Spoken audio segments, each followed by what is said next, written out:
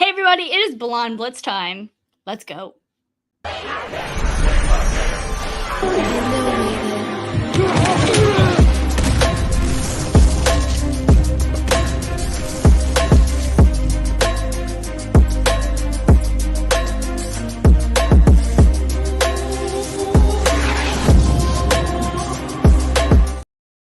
Hey everybody, and welcome to the Blonde Blitz. I'm your host, Deb Whitcas.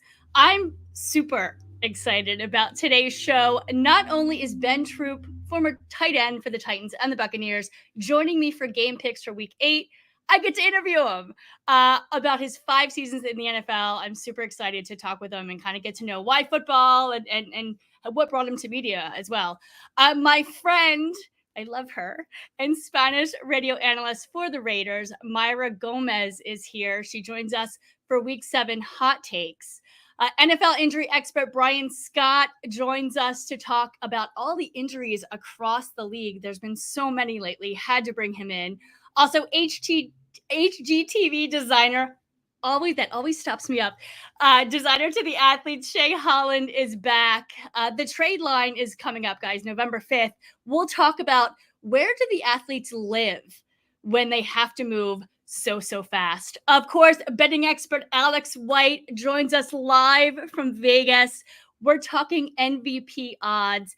Guys, it's almost halfway through the season. It's crazy. So let's start talking MVP a little bit here. And finally, Commissioner Cooper talks fantasy for week 8. All right, guys, shall we do it? Let's get started with headlines.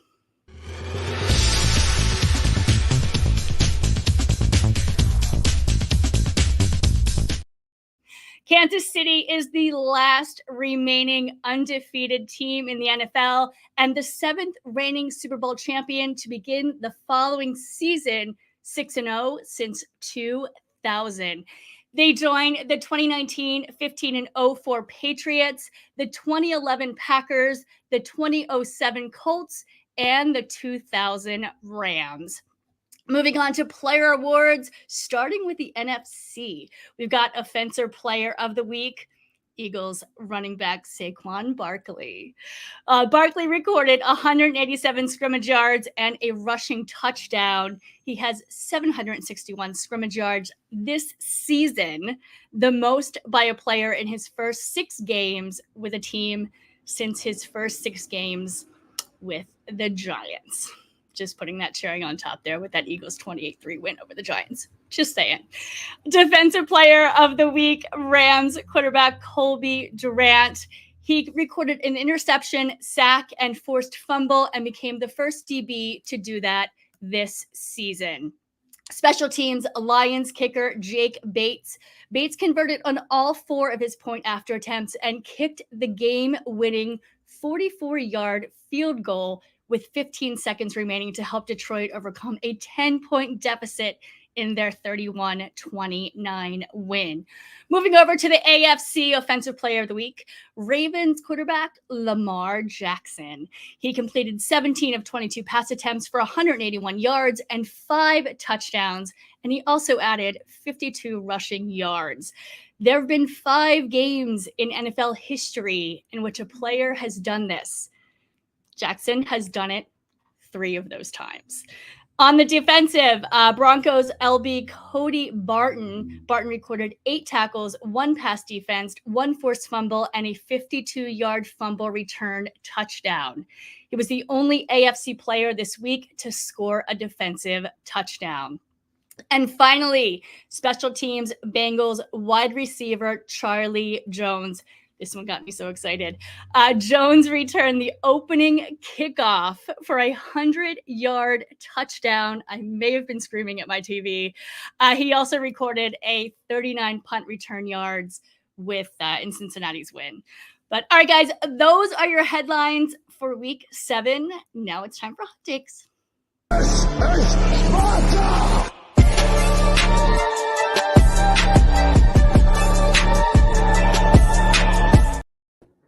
Hello, Mayra. Hello. Hola, ¿cómo están? Guys, everybody, please welcome our special guest, Spanish radio analyst for the Raiders, Mayra Gomez. Raiders. Raiders. I'm sorry. If I didn't do that, the Raiders would just come after me. So I just had to. Right. I love your background. We were talking before the show. I was like, you need to just spray paint Raiders on there. Put some graffiti, make it cool.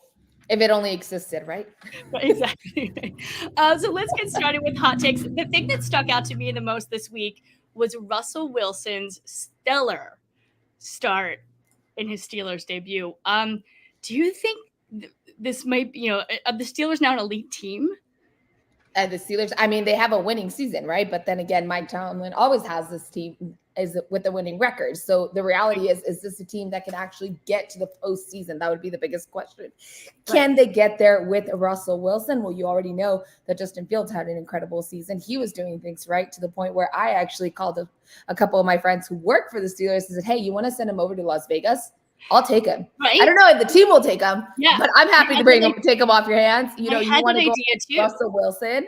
Right. Russell Wilson did have a rough start to the game, but he picked things up. He does have a lot. He once was a successful quarterback. Then he went to the Denver Broncos. So that's a whole other story. We kind of totally forgot about him. Will he come in and actually do Peyton's problem? Yeah. It's really that, but I think it's more that. Once you get to the postseason, you mentioned we're almost halfway through the season. However, this team is always the biggest question is not whether they're a good team, whether they're a winning team. There was that season a couple of years ago where they went 10 wins, consecutive wins, and yet still did not manage to win in the postseason to the Browns on a terrible game just a couple of years ago. So that's really the big question. Can this team get to the postseason? I'm not there yet. I'm not convinced after one game. You had to come back. I mean, come on. Not yet. Well, and real quick, you brought up a great thing about Justin Fields. I mean, the Raiders need a quarterback. Could that – They brought in a quarterback already. They brought in Ridden. They brought in Ridden from yes. They brought him in from the practice squad from the Cardinals. So he's a former Atlanta Falcons. I think we're good. Okay, I'll let you know. I'll let you know after next weekend. I missed that news. Yes. All good.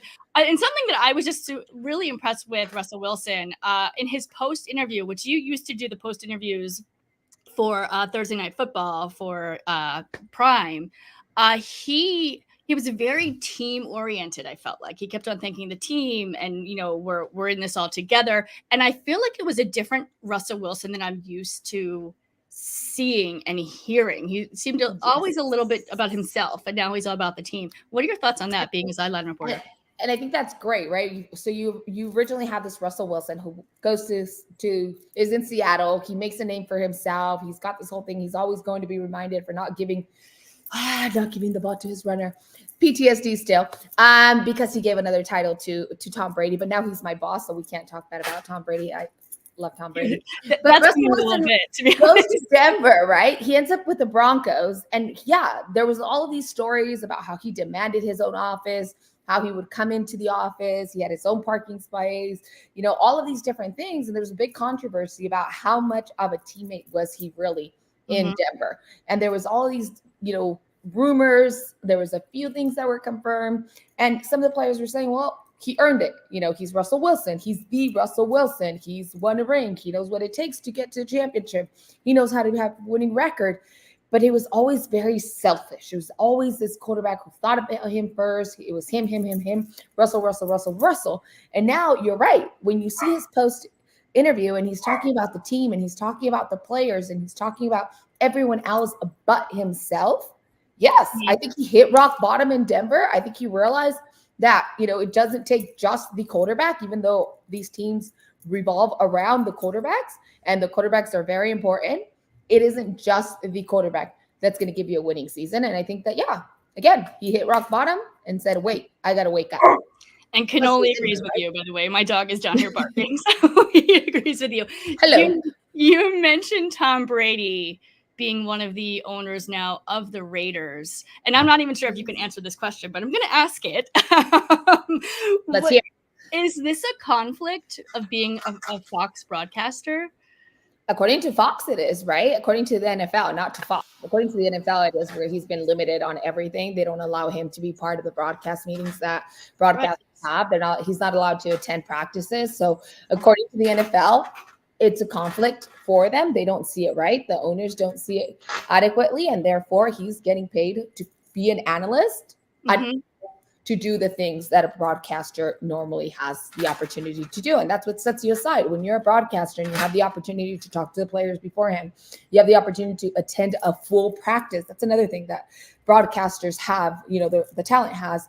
When you're part of this broadcast team, you actually get to be at the entire practice. You watch the way they train, you watch the different runs, you watch the formations, you watch all of the schemes that they have planned moving forward, because that allows you to talk about the game once it comes on. And so that's one of the things that I can see how it's a conflict and why the NFL says it, because it's like, hey, you now own a team. You are in their building, because the moment that was approved, Tom Brady was in Vegas. He was at the Henderson facilities on Wednesday. He was welcomed. He was at the practice. He talked to Antonio Pierce. He talked to some of the players. And so, yes, they want to avoid any possibility or opening that door where Tom Brady is sharing information with the Raiders. That's really what they want to do. That's all it is, right? And so, yes, I can see where that comes from. Right. It's great to have some inside scoop there, by the way. It's awesome. I love being a broadcaster. When I was the Prime, and you have those rights and you can attend the practice and you can be there every single day. You can write down what's going to happen. And then when you see the scheme actually take place on the game and it works, right? Or when a player is running in the opposite direction of his route and he's supposed to cut left and he cuts wide, or he doesn't go down the line, you're like, wait, I saw that. Yep. Like, that's not the quarterback. That's the wide receiver. He didn't run the right route. And so it's things that you can actually talk about during the broadcast. So yes, it's amazing. What was it like to have Tom Brady in front of you? What was it like? I've had him in front of me several times, actually. Okay. That wasn't the first time I met him. Funny enough, I will share a story with you. I flew to Tampa with his parents when I worked with Prime for the broadcast. And his parents were just incredible people. They were amazing. His sister was there. So I actually met his family before meeting Tom. Then later I met Tom at the game. But yes, yeah, Tom's a great person. Another hot take I wanted to talk about: the Jets. They're now 2-5. They've fired their head coach Robert Saleh. Davante Adams was brought in, former Raider. Last week was a Raider. Yes, literally. Is it time now to? I saw him last week in the locker room. Right? I think we actually talked about him, to be honest. Yes, we did. Is it now time to look at Aaron Rodgers as the problem for the Jets? No, you can't say Aaron Rodgers is the problem. I can see, again, I see where these things come from. And it's like, you brought in a veteran quarterback that was supposed to facilitate things. He gets injured week 4, then you go an entire week.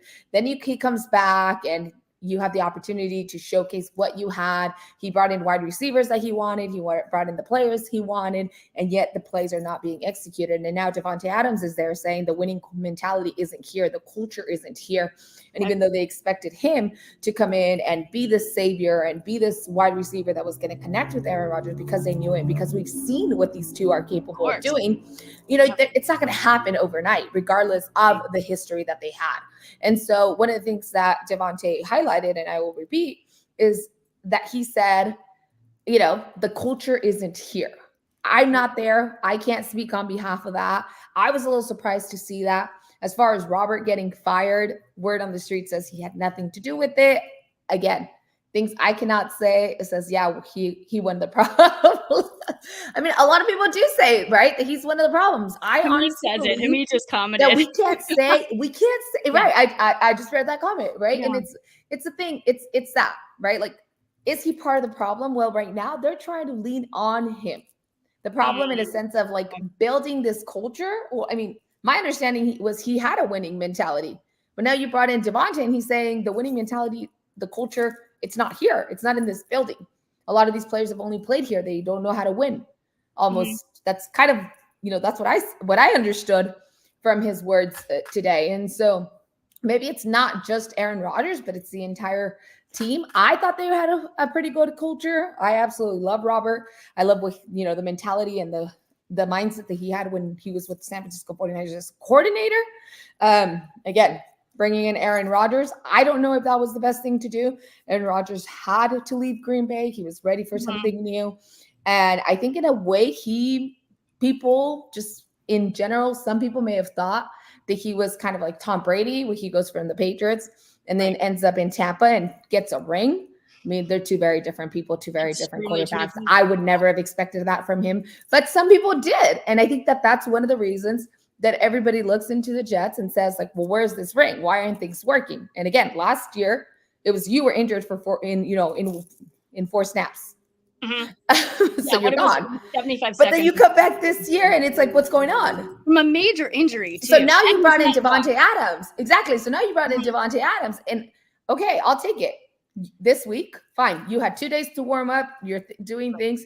No, I don't expect Devontae Adams to be a savior. But if the next game they're not connecting and they're not making those plays, then I would say, yeah, you have a bigger problem. And it's not just a quarterback and a wide receiver. This entire team is just not in the right mindset. Is 2 weeks enough, though? Is 2 games enough? They haven't played together in how many years? They know each other for many years, though, right? That's true. That is true. I mean, that was their argument. That was the argument. That's why Devontae leaves the Raiders. That's why Devontae goes to Green Bay, because they've known each other, because he's, Aaron Rodgers is constantly calling him, is constantly telling him, like, hey, you want to come here? You want to come here? You want to come here? This is where you'll actually make a difference. Then 2 weeks should be enough. Right. If you're going for someone in mid-season, it's because that person is ready to make a change into the team that you're bringing in. Because your team has that need, because your team has a desire to have someone that's going to make that snap and turn your season around or finalize your season, in the case of the Kansas City Chiefs bringing in their new wide receiver. So yes, 2 weeks is more than enough at this point. You don't get more than 2 weeks in the middle of the season. And you just mentioned the Chiefs. They just keep winning.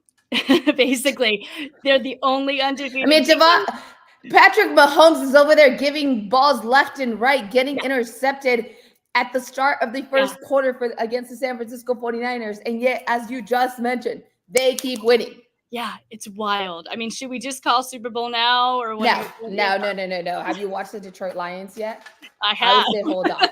I would say hold off on calling the Super Bowl. I do not think we're calling the Super Bowl yet. Again, I've also seen the Ravens.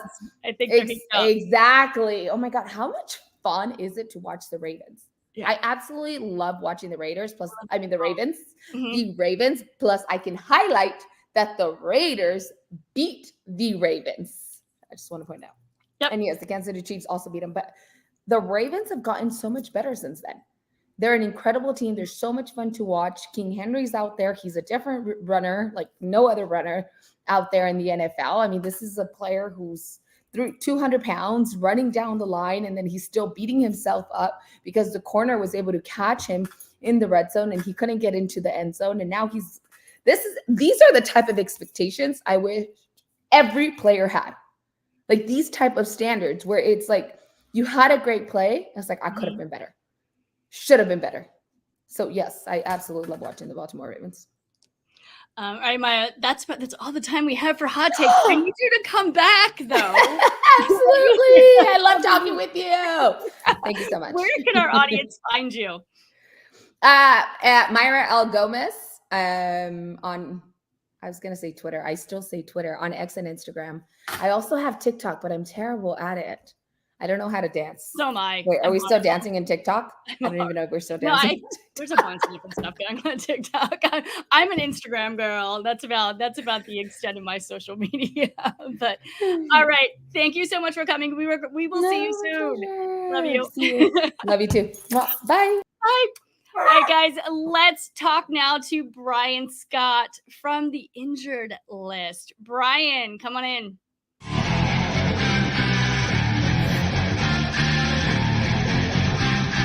The doctor is in now.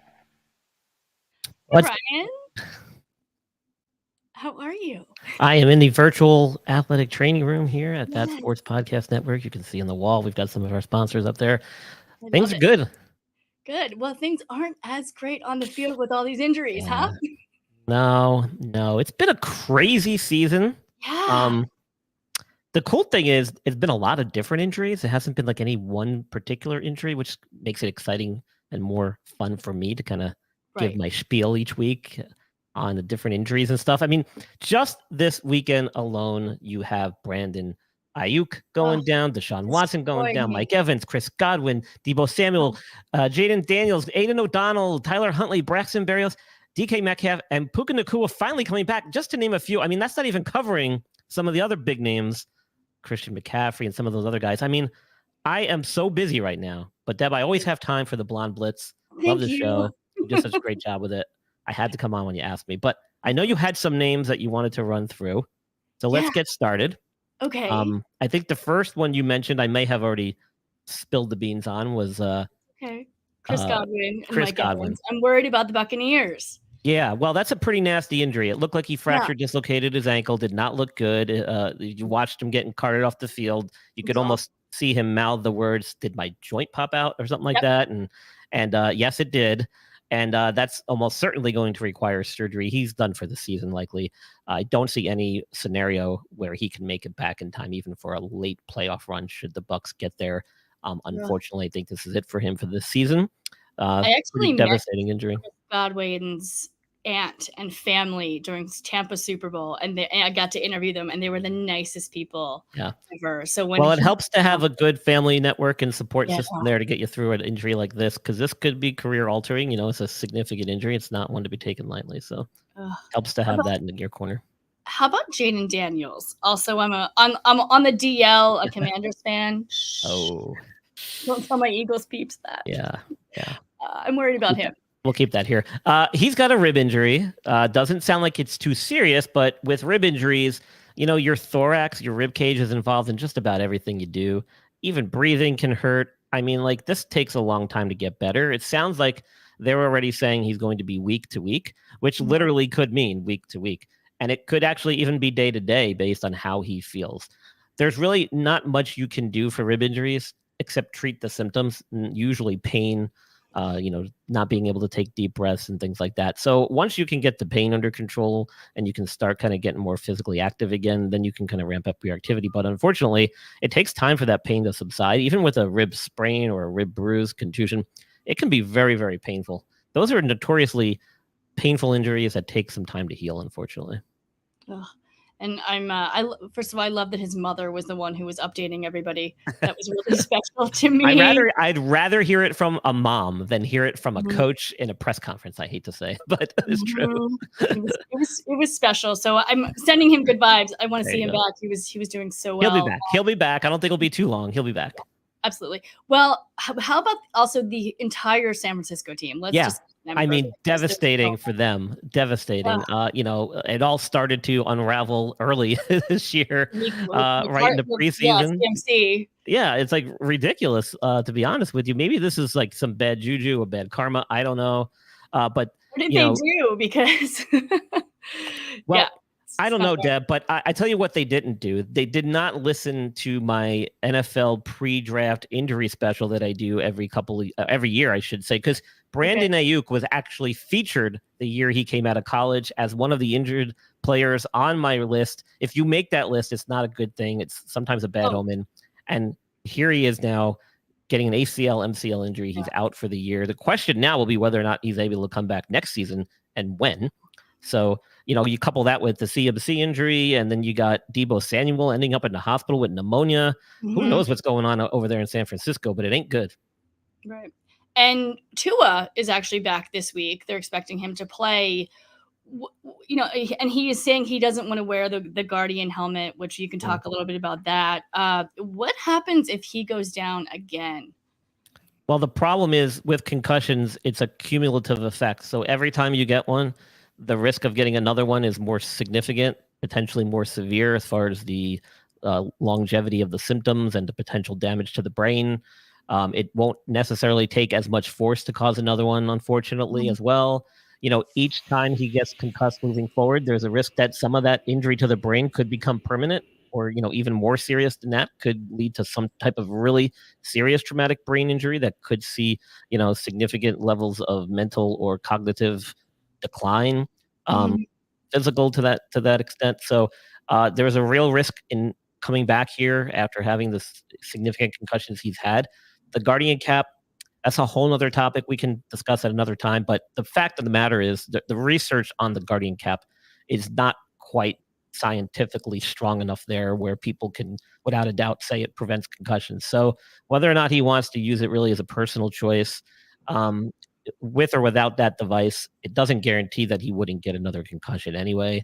There's a lot of other things that factor into concussion prevention, concussion being able to withstand or eliminate the concussion or reduce the risk factors. So it's not just a one, helmet and that's it. There's other things that go into it. But I applaud him for taking the risk. I understand it, as a passionate person in sports and as having been around athletics and stuff my whole life. I mean, if I had the opportunity to play a limited amount of time in the NFL and I'm there doing it at a high level and I'm succeeding, I wouldn't want to be taken out like that either. So I can understand the mental side of it and the personal side of it. I wish him the best. I hope we don't see anything like we've seen in the past, because that could unfortunately be the end. Absolutely. And people were speculating it was the end when this most recent one happened. I'm sure there were more than one doctor telling him he should hang it up. Yeah.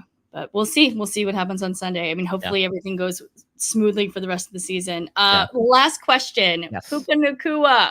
When am I going to see him on the Rams field? So I like that you're ending on a positive note. He's actually entering the 21-day practice window. So this means that they have 21 days with which to, sorry about that, I don't know if you heard that, with which to activate him back to the active roster as he kind of gets back into the swing of things, get back on the practice field.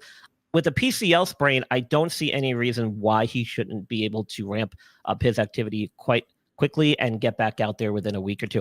I don't think it's going to be that long before we see him in game action. So pay attention to those beat writers, watch each day at practice, and you'll know your answer before most people do. I cannot wait till I have him back on my fantasy league. It won't be long, I'm telling you. Every week I look down IR, is he off? And let's not forget, they still don't have Cooper Kupp back, do they? So, I mean, like, they need somebody too. Yeah, possibly this week, but there's also he might get traded too. That's coming up.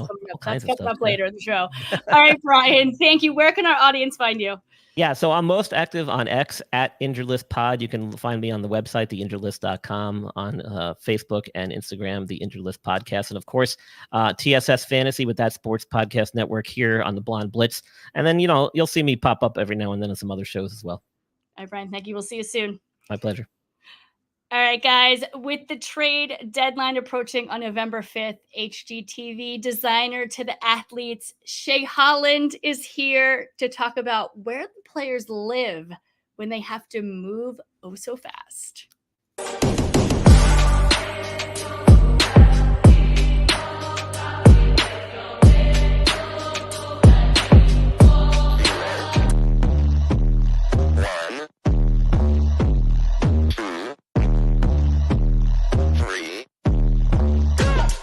Let's get started.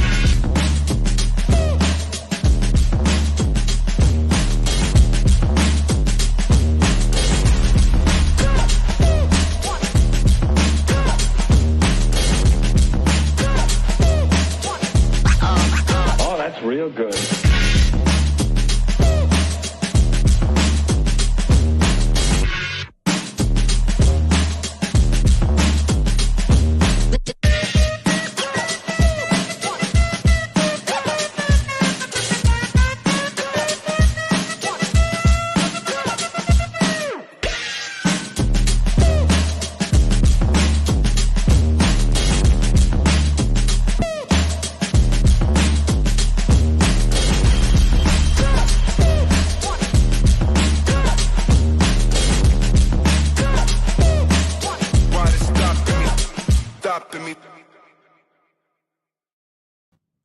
Hey, Shay. Hi, Deb. How are you? Good. How are you? I'm doing fantastic. Fabulous. Well, with the trade deadline approaching, some of these NFL players are getting a little displaced in their places that they're living, correct? Absolutely. And I don't know if most people realize like that can be, you go into work not knowing that you're going to get traded. True. It's just a phone call sometimes, and you're not even in the facility. Sometimes you're at home, And they're sometimes expected to be on that plane within hours. Yeah. Or, like in Aaron Rodgers' case, he was already on the plane when it was announced because he was going for a physical, is my understanding. So it was just insane how fast it moves. And then, like, say, for example, with Aaron Rodgers, he was expected to play that Sunday. So not only, do you have to move, you're trying to learn, the plays of your new team. You're trying to prepare to play. He had 2 or 3 days of practice, and that was it. So it's my understanding that, Aaron Rodgers said this, that he opened up his home to have Devontae stay with him. Because I might have said Aaron before on the trade. I meant Devontae. You did. That's okay. Oh my gosh, no, don't do Aaron. And to that point, we've seen, Devontae Adams go from the Raiders to the Jets very quickly last week. That's what I meant. Amari Cooper, he went to the Bills, and Titans Hopkins went to the Chiefs. So any ideas who else we might see like going other places? It's going to be interesting because we have until November 5th, I believe, is that trade deadline. And so I'm not on top of all of who necessarily might be traded in terms of just the players and everything, but looking at where they're going to have to go. Like Devontae had to go from Vegas all the way to New York. You're going cross country on this trade. And so since he had a place to stay with Aaron, he's not having to deal with where is he going to live in that trade? Where is he going to be staying? And a lot of times when they get traded, they don't know how long they're going to be with that team that they've been traded to either. And so they're working, most teams these days have their operations department that they're going to be working with and helping in terms of where that player is going to get settled. But I've been thinking about this week, and I'm like, I can't even imagine you walk into work, or like you said, maybe it's just a phone call, and you're thinking your life is going to be just the same as kind of some of the other days. And you're like, no, you need to be on a plane in a couple of hours. Right. Like in your case, you've got pets, you've got a car, and all that dealt with. My next question was, what happens to their current living situation? Like, if they're renting, are they forced to eat that remainder of what their rent is, or do they sell their places when they don't even know if it's going to work out with their new team? Like, what does that entail? Can you the questions are, just exactly what you say. And it just depends on, in that contract, it should have, at least when they get to the other side, that team is going to take up, here's some of the expenses they're going to take up. For example, whether it's a hotel or a corporate apartment, a lot of the teams have arrangements with corporations that run apartments that are already furnished. They'll take care of that for a few months, or they'll take care of rent somewhere for a few months. And that'll all be spelled out in that trade agreement. But it is up to the player on the other side then to be dealing with all that other stuff. And so it's, if they have a lease on a place, that's up to them to figure out, are they going to try to get out of that lease? Or is that, what are they going to do with all of their possessions? Some players live literally out of storage units. If they're, maybe not a player that's super high up on some list and don't know from, one game to the next where they're necessarily going to be. And the closest thing I could think of in like my own experience, we were a military family, but even then you generally had at a minimum a couple of weeks before you knew you had to move to take care of everything, because there's so much. Yeah. And, or even if you're a first responder, generally, you're not necessarily moving permanently out of your home. You're coming back after that deployment or that assignment to the same place. So that's why you see a lot of players with permanent homes that they keep and hold on to, because this could happen at any time, or they could be released and then they're in a city that they have no ties to. So it's something else aside of the game that we don't really hear about too much and think about too much, but it definitely puts, humanizes, I think, the players when you understand also kind of the stress of that for the family. Your dog barking, like I can't even. And Canoli agrees with you too. Canoli's like, don't move me, don't move me. Yeah, Mom, we're staying here in LA. Yeah. And also, I mean, some of these players have families, wives, kids. What do they do? Well, sometimes that can be the godsend, because the partner can be taking care of all of the details while the player goes ahead and heads off on the road. So the partner might be able to stay behind and deal with, selling a house if they owned a house, or dealing with getting out of the mortgage. They can be packing up. Some of the players, especially some of the younger ones, literally just travel with like an air mattress and their suitcase, because they know they may be getting traded at any moment or released at any moment. And so it just depends on the player situation. Again, that's why some of them keep their primary home. So if their kids are starting to get a little older, where they're school age, you don't want to necessarily be pulling your kid out of school same day. Like that would be traumatizing, to your kids as well. So there are a lot of considerations behind the scenes. I did work one job. It wasn't with athletes, but it was with entertainers. And we would go into the hotel and prepare it for the VIP before they arrive there. And so there are those services that are doing that for the players as well, where they're going into whether it's a corporate apartment, a home, or a hotel. But in this case, we had to literally clear out the hotel room completely except for the bed, and then move in that VIP person's own personal bedding and their own personal towels, whatever it was, their clothing. And sometimes that would literally be for one night. Wild. So wild. Just to get a phone call and have to go is it's a little scary. Yeah. So we'll have a better idea on all of these trades, obviously, by November 5th, and hopefully that'll be done. I think the biggest surprise is probably the one, for Devontae with the Jets is probably the one that, people were expecting it at a certain point, but. And Cooper Kupp might happen too. I'm a little worried about him. Saw that. Rams, so that's rumored too. But all right, Shay, thank you so much for joining us. We'll see you soon. Where can our audience find you? Shay Holland Official, and always such a pleasure to be part of the show. All right, talk to you soon. Take care. All right, bye. All right, guys, it's time to get into some sports betting. Coming to us from the South Point Casino in Las Vegas, betting expert Alex White is here live with us.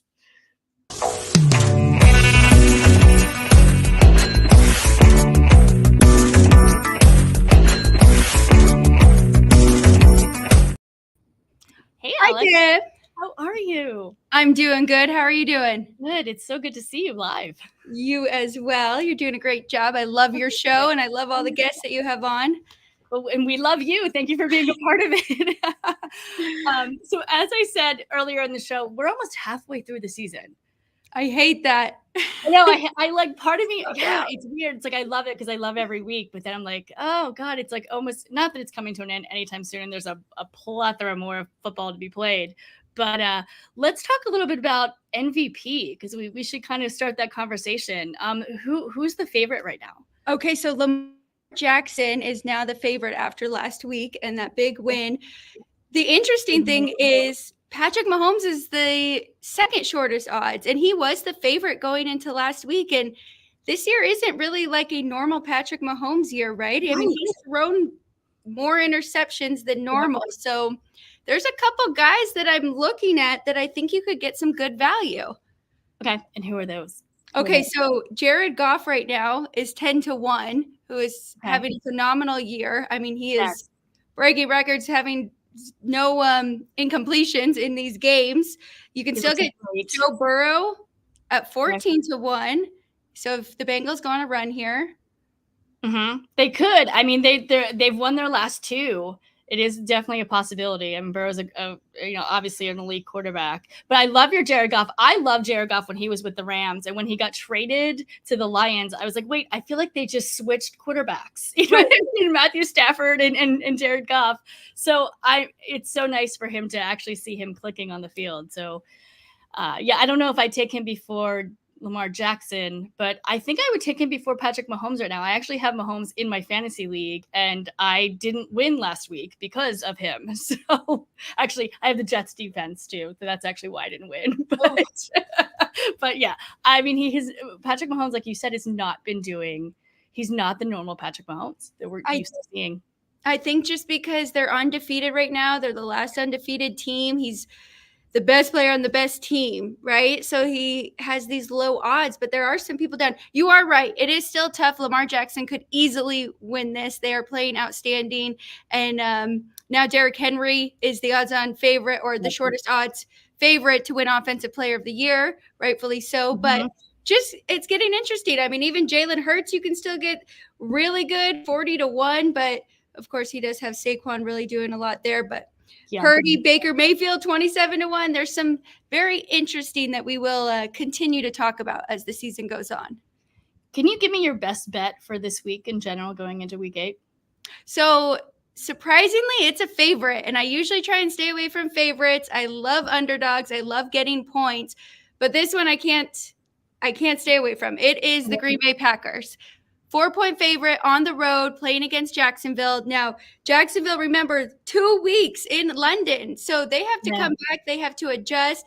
They've also won 2 of their last 3 games, but they played a really beat up Colts team without Jonathan Taylor. And then they lost their first game in New England to Chicago. And then they won pretty convincingly against New England. They had the advantage. They were staying there the entire week, right? They're supposed to win that game. So I think we're getting a pretty low number here with 4 points for the Packers, especially because they messed around and they almost lost to the Texans. They lost that turnover battle, but they still found a way to win. They squeaked it by. I knew they were going to, and I'm a huge CJ Stroud Texans fan too, but I was rooting for Green Bay on that game. So, I mean, both are really good, right? And it was fun to see CJ Stroud and Jordan Love for the first time and that matchup. But yeah, I mean, they made a lot of mistakes. I think he had 2 interceptions and they had a fumble. So, but they still outgained Houston, who's a very good offensive team. So I think 4 points and road favorites, Deb, have been covering at a crazy number this year in the NFL. Yeah. Oh, wow. I didn't know that. That's very cool. Tell me a little bit who all was covered. Like what? Oh my gosh. Well, so going back to last week, the Eagles were just a short favorite against the Giants, right? 3 points. That was easy. Trying to think of some other ones. Steelers were at home. I can give you, and for next week, I'll have the number 2. It's like 22-1 or something. It's crazy. It's crazy. Yeah. Awesome. All right, Alex. So thank you so much for joining us. We'll see you next week. I can't wait. All right. See you soon. Thanks, Deb. Bye. All right, guys. Now, cannot talk betting without talking fantasy. Here's Commissioner Cooper. What you got? We're on a mission, guys. We're on a mission, guys. Hello, I'm fixing my hair. And I was on mute anyway, so it didn't matter. How are you this evening? Doing great, Deb. Thanks so much for having me in. Man, you have a great show tonight. There's so much I wanted to pop in and comment about. Tua, the Raiders, Aaron Rodgers. I mean, it just goes on and on. Shay bringing the noise. Great stuff. We appreciate it. Now I'm going to bring a little noise to you all. So sit back, relax, let yourself go, because the champ is here. Last week I struggled a little bit, but if you played fantasy at all, even normal fantasy in regular leagues, you've saw that scoring was down last week. It was down majorly. So I felt accomplished getting over 100 points last week. And amongst my crew, I still reign supreme. So that's all that matters. Let's talk about this week. Kirk Cousins, great matchup and bounce back, because Kirk Cousins is that guy. It's always 1 week he's great, 1 week he's not. Here's a good week to get great. Tampa Bay 31st against fantasy QBs, $6,200 is a great price. How about Javonte Williams coming in real cheap, $6,000 only for Javonte. Carolina Panthers dead last against fantasy running backs. How do you not like that matchup? And then I spent up a little bit this week. I don't normally spend a lot, but this is where I was like, you know what? That was something I wanted to comment on when he brought up Aaron Rodgers. Yeah, he is the problem. They drive the football with Breece Hall and then decide to throw it 3 times. Makes no sense. So I think the smart people are going to say, you know what? Let's stick with that running game that got us down here, and they're going to punch it in with Breece Hall. Like him a lot this week. The Patriots are 30th against fantasy running backs. T. Higgins in a nice matchup against the Eagles, 23rd against fantasy receivers. Also, you got to think Jalen Hurts and Saquon going to put points up, so the Bengals going to have to throw to stay in this matchup, so I like it. And how about Jalen Waddle from America's team, the Miami Dolphins? Only $5,400, and the fact is it's Tua time in this, you know what, so I like the play there. Now in my Razan, I wanted to bring up Trey Tucker. I mean, $4,400, super cheap, basically their number 1 receiver right now. You could throw me back there and I could get him 100 yards, so I like Trey Tucker this week. Again, the Chiefs are tough against fantasy receivers. They're number 4, but just like I mentioned about Joe Burrow and the Bengals, they're gonna have to throw the football, the Raiders. You're not going to be able to run against the Chiefs because they're going to be up by 41 before the half. So I like Trey Tucker. How do you not like Njoku, who's already stepped up mid-game last week against Baltimore? They're 28th against fantasy tight ends, and he comes in pretty cheap at 5,100. Gotta love that. Darnell Mooney was my combo with Kirk Cousins. Again, Tampa, very putrid secondary. They're 28th against fantasy receivers.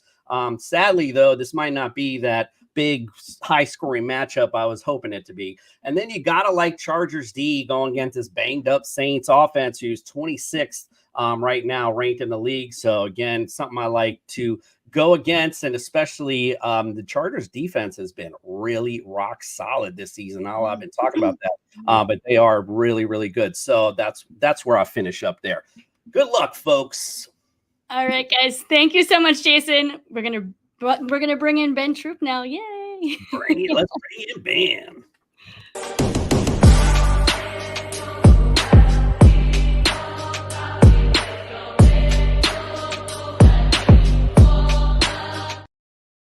Hey, Ben. How are you? How you doing, Deb? Good. Sorry to keep you waiting there. Had all this good stuff, and I was like, I want to get to Ben. And Oh, sorry. Listen, I don't mind watching the show. I could comment on all this stuff from getting. Well, I never got traded, but getting cut, having this house here, having this house there, fantasy. So I'm here for it all. Amazing. I'm super excited to finally get a spotlight on you. I've been, you've been on the show a few times now, just doing picks. I was like, let me actually talk to Ben and find out what he's all about. Former tight end for the Titans and the Bucks. We'll talk about it. So Ben, tell me, I always ask every single interview I do, why football? Ooh. Why? Oh, hold on. Got this golf drop in. I apologize. Yeah, right. You're okay. All right. It was always football, and for this reason, I ran track, I wrestled. Surprise! I even played tennis. Manager, by the way. I even played tennis in high school. You played tennis? In high school, yes. I played tennis in high school too. Now, here's the difference, though, Deb. You were good at tennis. I played tennis. I played tennis, so I didn't have to work. My mom was like, "If you ain't playing a sport, you working." I'm out there on the tennis, and I went from third string doubles, which don't play, to second string doubles. By the time I finished high school, I was first string doubles. Now I did get to play third string singles one time, but me and the guy I went up against, we were both tennisly challenged, if that's a word. Okay. Basically, neither one of us can really play. I was a serve and volley dude. I'll serve, run up to the net, try to. But so football was your thing, in other words. Football was my thing because I'm from a small town called Swainsboro, Georgia, to where population back then maybe 3,000, maybe. And everybody just played football, and football was a sport to me. I just took on too naturally because you get to hit people. It's on the grass, and that's back when Gatorade didn't come in the bottles; they only came in a little powder. And we used to pour it in our pitches, and our coaches was like, we used to call it Kool-Aid without the sugar. That's what we used to call it. Give us a Kool-Aid without the sugar in it. But football has always been my first love because I'm not an individual person. I'm not a look at me person. So I'm out there with 10 other guys. Mm-hmm. Hey man, let's do it. And like I said, the things that little boys are aggressive, like to hit stuff, tear up stuff, be chaotic. That's all football with pads on. I'm all for it. What was that? I said I'm all for it. When it comes to that, sign me up. Awesome. And I mean, and being from Georgia, I lived in Georgia for a couple of years, and that's actually really where my love for football came from. People don't realize the South is just it's all about football. That's all anybody cares about, and mostly college football. But did you always play? Were you always a tight end? No. So my freshman year in high school, I didn't play football at all. But that's because of my big brother. My big brother had me thinking that high school was going to be a lot harder than middle school. My sophomore year, I went from like 5'8" to like 6'2" over a summer. Wow. So my sophomore year, I was a tight end. Now, when they told me go down with the tight ends, I don't know they're talking to me. Okay. Like, yeah, because I didn't know what a tight end was. I'm like, what? Like I'm a tight? Yeah, I knew what a receiver was, running back, quarterback. So I get down there. They said, stick your hand in the dirt. I'm like, okay, and I'm like. It took me a while to get my footing under me, but this is what I had to do that I didn't like. I was a starting kicker and a starting punter, Deb, not because I was good, because we didn't have nobody else. So just imagine this 6'2" lanky kid wearing number 84 is the kicker, the punter, and the starting tight end. And then I went from 6'2" to 6'3", 6'3" to 6'4", 6'4" to 6'5".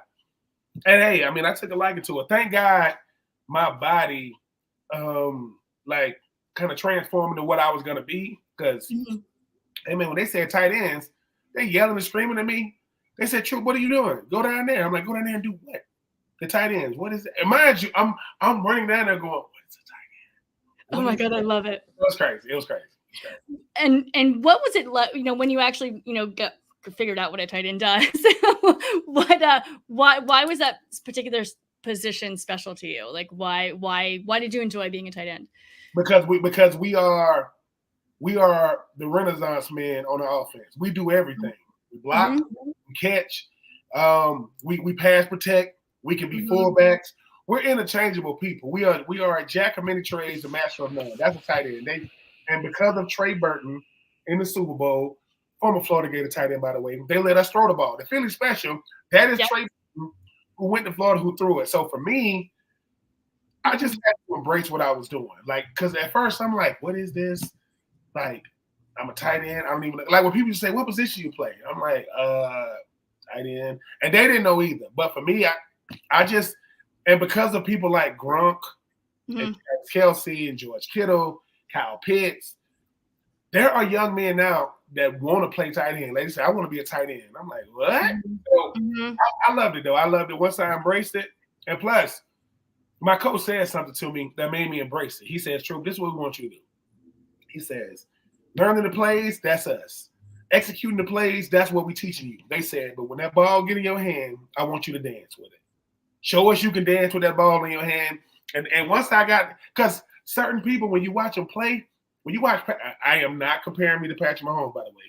Let me say that. But when Patrick Mahomes play quarterback, he does it different than everybody else. Yeah. For me, that's how I play tight end. I go, look, if there are kids out there, and I wasn't thinking like this back then, there are kids watching me play that's saying, who's number 84? Why is he playing like that? And I didn't do nothing crazy now, but I just enjoyed it, Deb. And when I got to college, it all started over again. But you know how people say, if I could go back, I would play the same position. I wouldn't want to play nothing. Listen, I could have played anything on offense to get the best out of my talent. And like I say, now I talk trash. Then we have a National Tight Ends Day. I didn't even know LeBron James. We do. National Tight Ends Day was getting shout outs. I said, wait a minute. So shout out to them tight ends, man. Keep doing your thing. And isn't there actually like a tight ends day where they all get together and play and speak? It's a national, well, it's a National Tight Ends Day. Now they didn't have that when I played. Okay. Damn, let me tell you something. If I'm coming to the stadium, I don't care if it's college or pro, and somebody says, Ben, it's National Tight Ends Day. What? I'm going, because to me, tight ends are the people that do the most but don't expect anything. Like tight ends don't. Now, you got the Travis Kelce's of the world who with Taylor Swift. That's the upper echelon. That's out of this world. But I'm saying, for me, it was my job to make what I did important.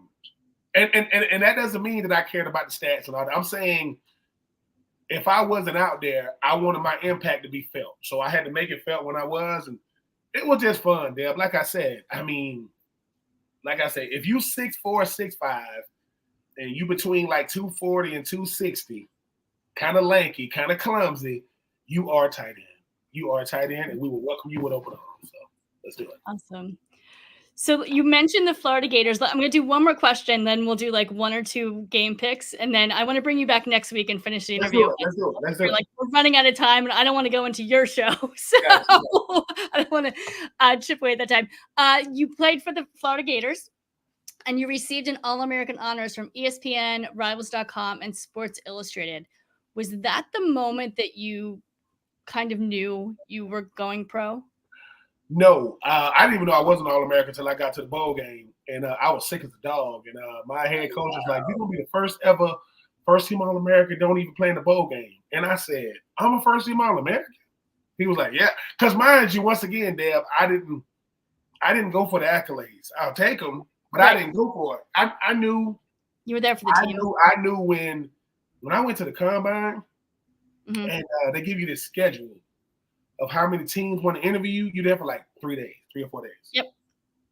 There were certain tight ends that nobody interviewed them. When they gave me my schedule, it looked like an itinerary. I had every team. So because it's humbling, man. Like I said, tight end wasn't a glamour position then. It is now. Mhm. But when I got a chance, when I was up for the John Mackey Award and I came in second behind Kellen Winslow, that's when it hit me. Because somebody asked me, well, Ben, how do you think Kellen, do you feel disappointed that you didn't win the John Mackey Award? Well, full transparency, I didn't even know who John Mackey was. At that time, I didn't. But I know who it is now. But I say that to say, when I didn't win it, right? This is what I said. I remember this. I'm 21 years old. They asked me, I said, Kellen Winslow Jr.'s daddy is a Hall of Fame tight end, right? He's a legacy player. Mhm. My daddy was in jail. Not at the time, but I grew up and my dad was in jail. So, and I said it with pride. I said, hey, man, but here's the thought, though, Deb. I'm just going to give you some stats. If one guy had 560 catches, 500 yards, 1 touchdown, the other guy had 39 catches, almost 750 yards and 6 touchdowns. Which player sounds with the better stats to you? Right. Which one you think had the better year? The second one. And guess what? And the second one was me, and I didn't win it. So for me, I'm like, hey man, but I didn't go to college to leave no legacy. I went to college to do the best I could for the time I had with teammates I had, and I walked away with All-American honors and John. So hey man, it's a dream. And shout out to the young lady who let me quote take my first team all SEC picture. They was gonna put it in the closet. I snatched that thing. So if y'all looking for it, it is in my house. And my home will be an undisclosed location. I'm not telling where. And you learned something on the Blonde Blitz. There you go. Oh, Everybody needs that picture. That's hysterical. Well, let's finish the interview next week because I have a lot more questions about the NFL. Let's do it. 5 years in there. Let's do one game real fast. What game are you most looking forward to this week? Oh, man, hold Got on. Vikings, Rams, Cardinals, Dolphins, Eagles, Bengals, Falcons. Bucks. Cardinals, Dolphins for America's team. Shout out to the commission. Okay, there we go for Jason. All right. This is why I think it's gonna be a Tua sighting. And I heard Tyreek Hill say we back. Fantasy owners, we gonna make a couple of dollars this week. So give me Arizona and the Dolphins. Man, I want to see Tua. Tua, be careful out there. But I do want to see. I do want to see that. Yeah, I'm excited to see Tua back. I don't know if he should be, but so I mean the Cardinals are 3-4, Dolphins are 2-4. The Arizona beat Chargers last week, barely, but beat them. I feel like it's going to be a pretty even game, to be honest. Shout out to Kyler Murray for resurrecting his career. Ain't nobody talking about. Listen, do Kyler Murray look like a toddler trying to take the remote from him when he's scrambling? Yes, but he the man. He the man. I love Kyler Murray. So, but I do agree with you. Tua, be careful. I realize it's a lot of money. But the rest of your life is far more important than the millions. Plus, man, you was a starting quarterback in the NFL. You can get an analyst job somewhere. It ain't worth getting not if you can't remember the money you made, it ain't worth it. So be careful like that. Right. And that's said from a former NFL player who knows and who cares. So, all right, Ben, thank you so much for coming on today's show. Thank you for everybody. This was an amazing show. I had an absolute blast. Don't forget the show is sponsored by Underdog Fantasy. Go to Underdog Fantasy and use promo code BLONDE and we'll double your deposit up to $100. Of course, if you like today's show, hit subscribe and follow us all on socials at The Blonde Blitz. See you guys next time. Football forever.